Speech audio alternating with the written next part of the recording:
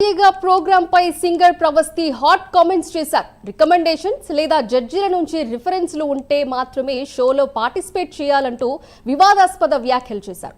అసలు ఏం జరిగిందంటే లెజెండరీ సింగర్ ఎస్పీ బాలసుబ్రహ్మణ్యం 1996లో ప్రారంభించిన పాడుతా తీయగా షో ఇప్పటికీ ఆడియన్స్ మనసుల్ని గెలుచుకుంటూ ముందుకు సాగుతోంది. ఎస్పీ లేకపోయినా ఆయన కుమారుడు ఎస్పీ చరణ్ షోని హోస్ట్ చేస్తూ ముందుకు తీసుకెళ్తున్నారు. ఈ షోపై సింగర్ ప్రవస్తి తాజాగా విమర్శలు గుప్పించారు.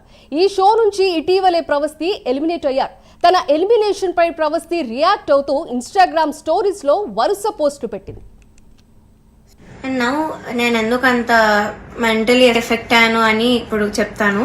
ఫస్ట్ థింగ్ నేను చెప్పినట్లు డిస్క్రిమినేషన్ అది, ఇంకా జడ్జెస్ యొక్క డిస్గస్టెడ్ లుక్ తో నన్ను చూడడం, ఎప్పుడు ఒక చీడ పురుగును చూసినట్టు చూడడం, they treated me like I'm worthless.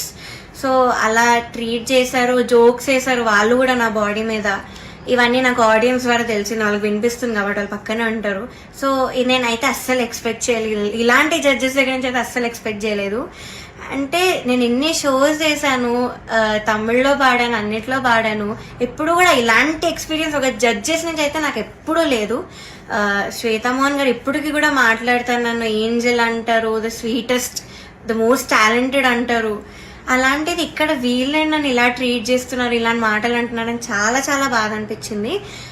And second thing, production వాళ్ళు ఎస్పెషల్లీ అవుట్ఫిట్స్ విషయంలో మమ్మల్ని బొడ్డు కిందకి కట్టుకో, సారీస్ ఇచ్చి కిందకి కట్టుకో, ఇలా ఎక్స్పోజింగ్ చేయన్న వేలో చెప్పారు.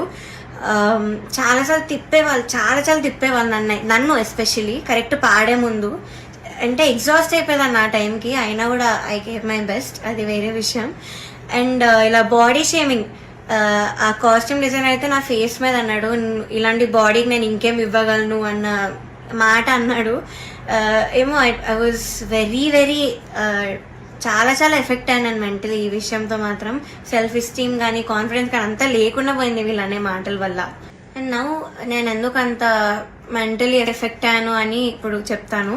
ఫస్ట్ థింగ్ నేను చెప్పినట్లు డిస్క్రిమినేషన్ అది, ఇంకా జడ్జెస్ యొక్క డిస్గస్టెడ్ లుక్ తో నన్ను చూడడం, ఎప్పుడు ఒక చీడ పురుగును చూసినట్టు చూడడం, they treated me like I'm worthless.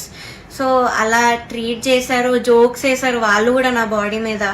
ఇవన్నీ నాకు ఆడియన్స్ ద్వారా తెలిసింది, వాళ్ళకి వినిపిస్తుంది కాబట్టి వాళ్ళు పక్కనే ఉంటారు.